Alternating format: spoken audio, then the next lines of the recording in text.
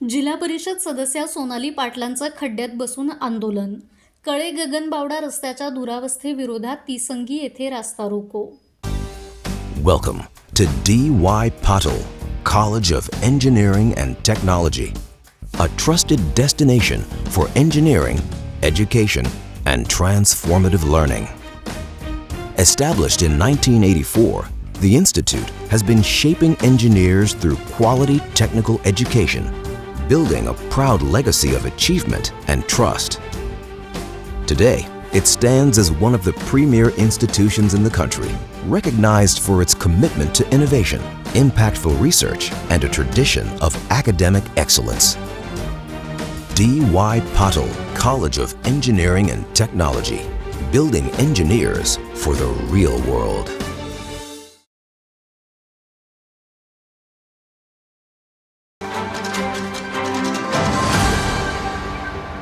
कळे गगनबावडा राष्ट्रीय महामार्गावरती रस्ता आहे की खड्डे, असा संतप्त सवाल करत जिल्हा परिषद सदस्य सोनाली पाटील यांच्या नेतृत्वाखाली तिसंगी इथं नागरिकांनी जोरदार रास्ता रोको आंदोलन छेडलंय.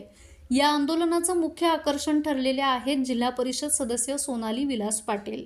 त्यांनी थेट रस्त्यावरील खड्ड्यात बसून आता अनोख्या पद्धतीनं आंदोलन करत प्रशासनाचे डोळे उघडण्याचा प्रयत्न केला. कोल्हापूर जिल्ह्यातील महत्त्वाच्या मानल्या जाणाऱ्या कळे गगनबावडा रस्त्याची अत्यंत दुरावस्था झाली आहे. कोट्यवधी रुपयांचा निधी खर्च होऊनही रस्त्यावरती मोठमोठे खड्डे पडल्यानं अपघातांचा धोका वाढलाय.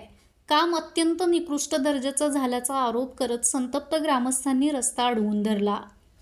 यावेळी आंदोलकांनी दोषी ठेकेदार आणि बेजबाबदार अधिकाऱ्यांवरती कडक कारवाई करा आणि रस्त्याची तातडीने दर्जेदार दुरुस्ती करा अशी ठाम मागणी केली आहे.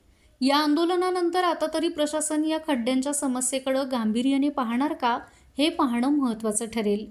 या आंदोलनात सभापती छाया देसाई, जिल्हा परिषद सदस्य संभाजी पाटणकर, पंचायत समिती सदस्य अमर कांबळे, माजी सभापती बंकट थोडगे, विलास पाटील, प्रकाश देसाई, प्रकाश पाटील यांच्यासह परिसरातील नागरिक मोठ्या संख्येने सहभागी झाले होते. माझा महाराष्ट्र न्यूज कोल्हापूर. ताज्या घडामोडी पाहण्यासाठी माझा महाराष्ट्र न्यूजला आजच सबस्क्राईब करा.